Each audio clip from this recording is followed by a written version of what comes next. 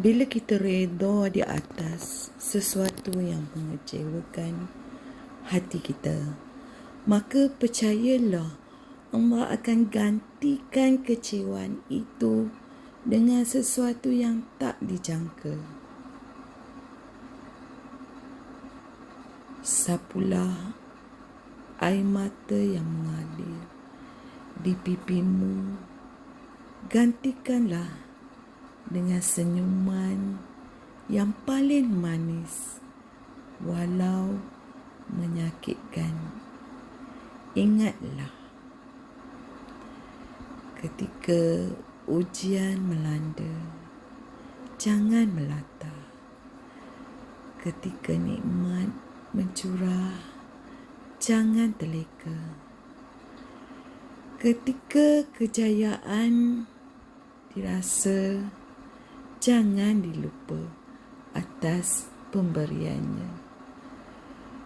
Ketika kegagalan datang tanpa diundang, dan percayalah, ia bukan selamanya. Saudara se-Islamku, apapun yang datang menerpamu, sambutlah segalanya dengan istighfar.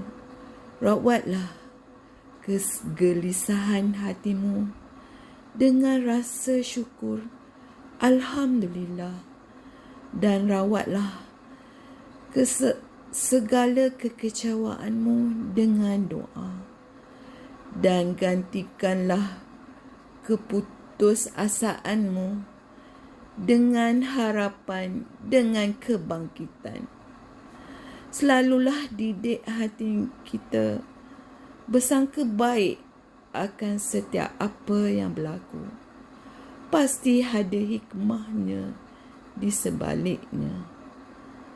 Andai usaha diiringi doa, pasti ganjarannya tiba. Andai episod semalam menjadi duka, biar hari ini menjadi kekuatan untuk hari esok. Ingat, Allah uji kita dengan pelbagai ujian agar kita jadi lebih kuat. Tetaplah bersangka baik dengan Allah. Sekecewa apapun kita saat ini, kerana Allah